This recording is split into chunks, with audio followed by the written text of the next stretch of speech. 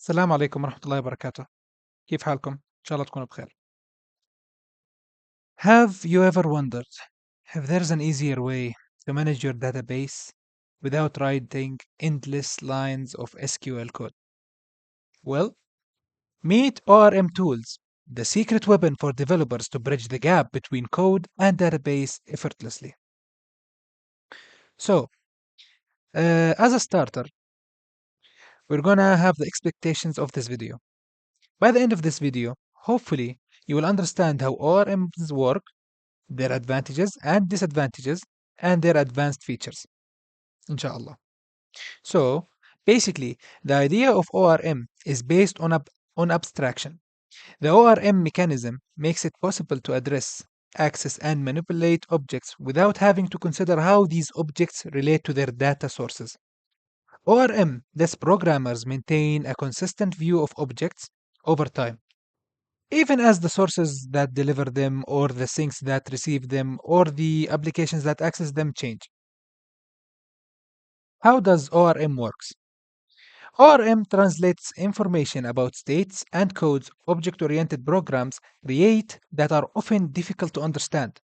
It creates a structured map that explains how objects are related to different tables without knowing how the data is structured. In other words, it creates a logical model of the program with a high level of abstraction without specifying the underlying code details.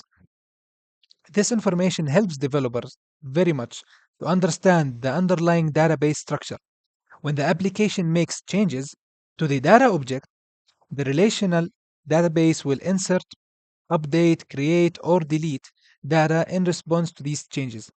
This happens because the ORM converts data between tables and generates the SQL code needed by the database to respond to application changes and to manage data activities. Here are some examples of some popular tools for ORM.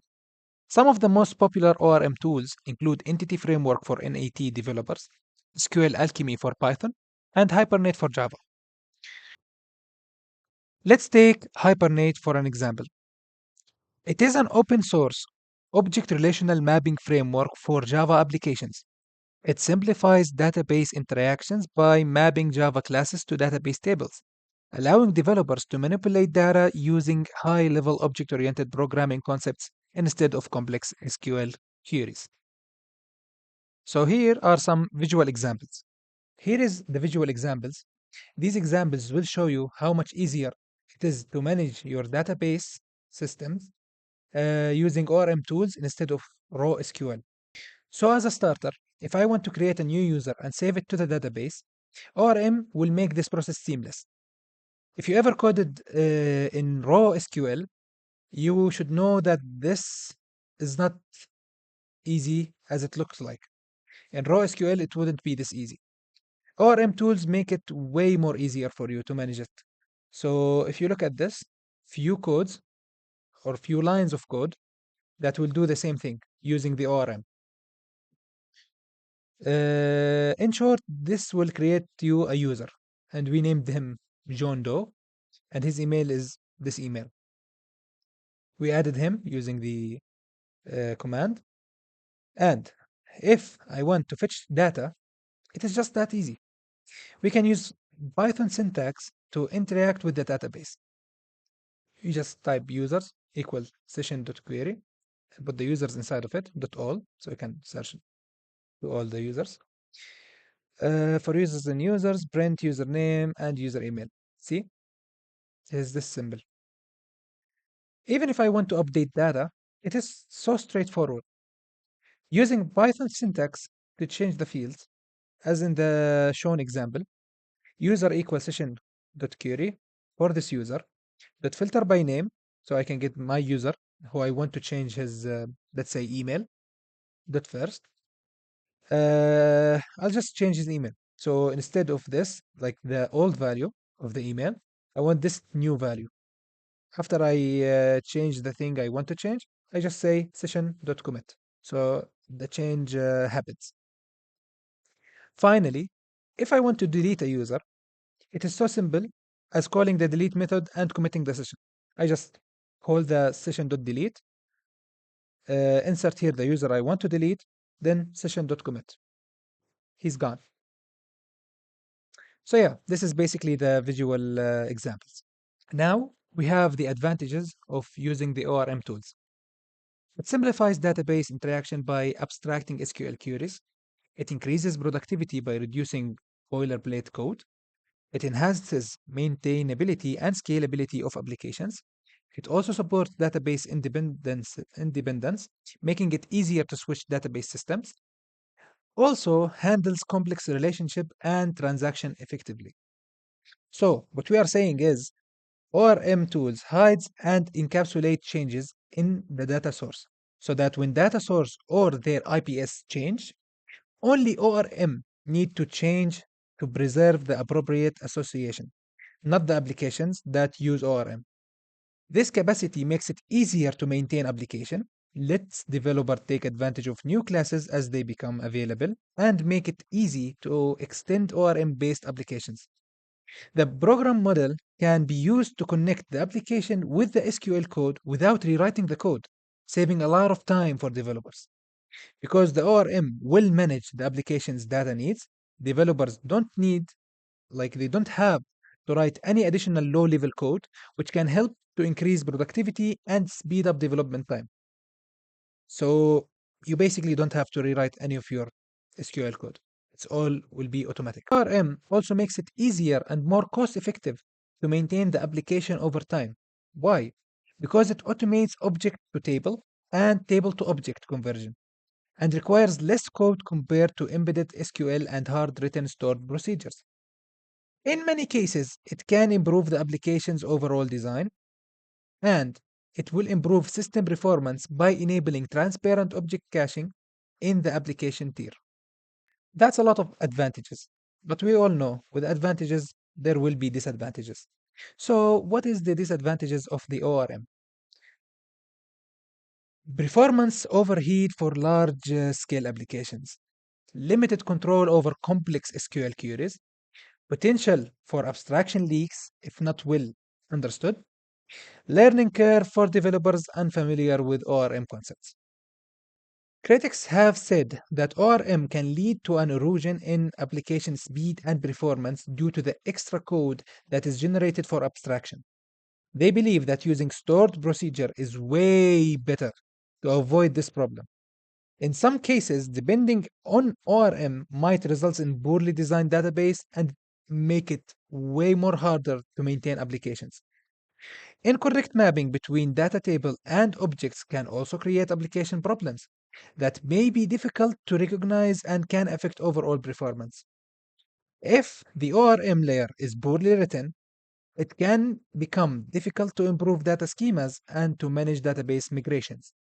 For example, simple applications. For those applications, using ORM tools can save ton of hours of development time.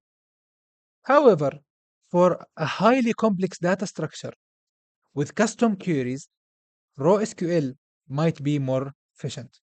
ORMs have advanced features. Let's talk about them. First thing, we have transactions, and we have eager versus lazy loading, and we have custom SQL. Let's talk about each one by itself. Transaction. So, what is exactly transaction in ORMs? Transactions are sequences of database operations executed as a single unit of work. In ORM tools, they ensure that either all operations are successfully executed or none are. So it's either everything is successful or everything is a failure. Why do we do that exactly? So we can maintain data consistency. Think of transaction like to-do list. Okay? If one task fails, the whole list gets reset.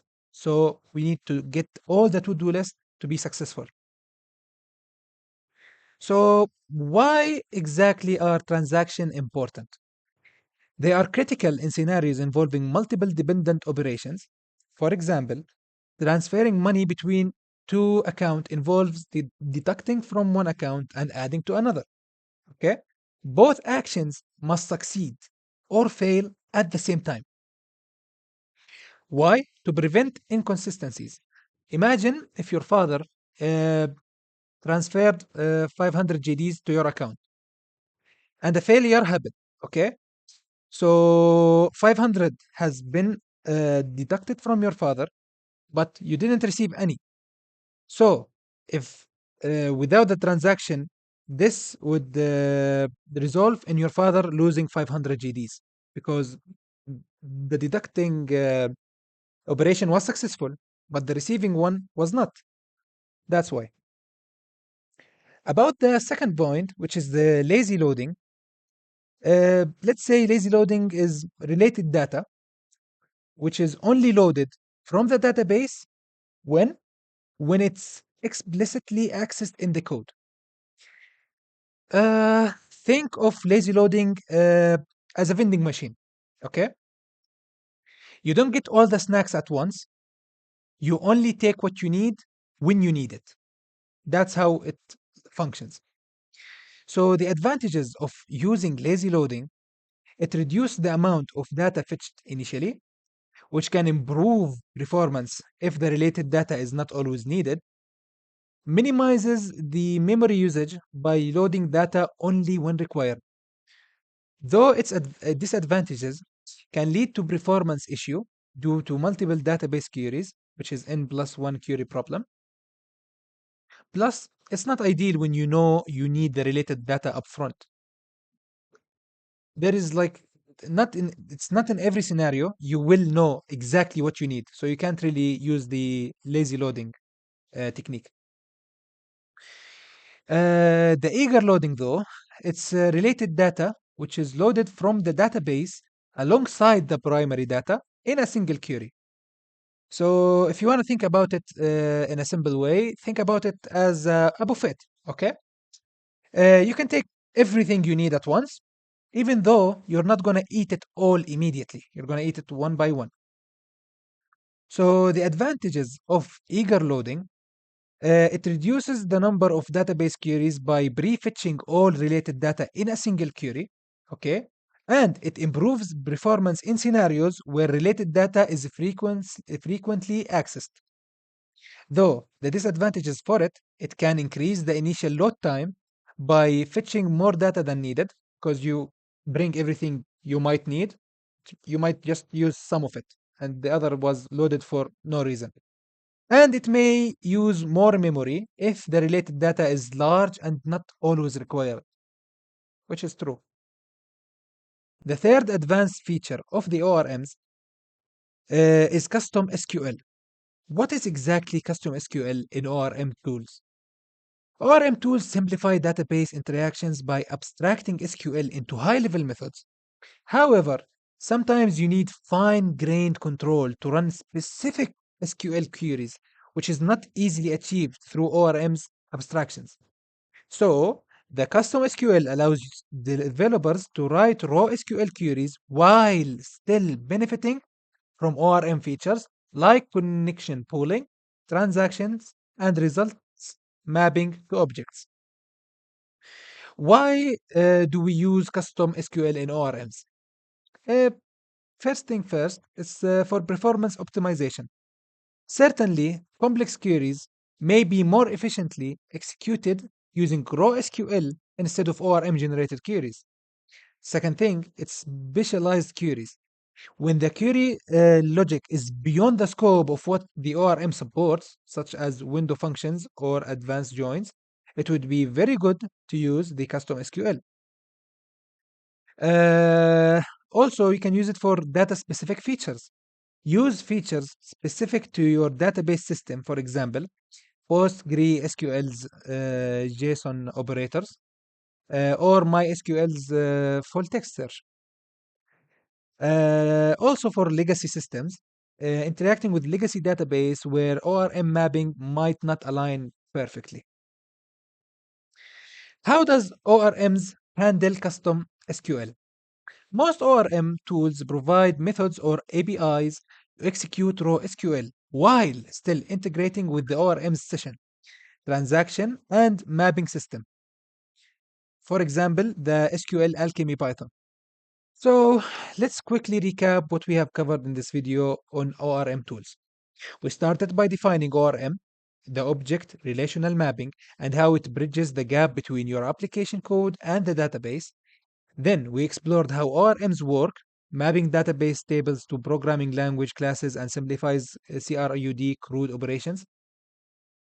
We discussed the advantages of ORM, like boosting productivity and maintainability, and some drawbacks like potential performance overheat. We also touched on advanced features, including transaction, eager versus lazy loading, and even writing custom SQL for fine grained control. If this video helped you understand the ORM tools better, please give it a thumbs up. Share it with your friends so they can also benefit from it. Give us a subscribe. It's free. You can always change your mind. Please let us know in the comments what's your favorite ORM tool or which one would you like to try next. Please, if you have any questions, write it down in the comments and we will answer it as soon as possible. Thank you so much. Assalamu alaikum.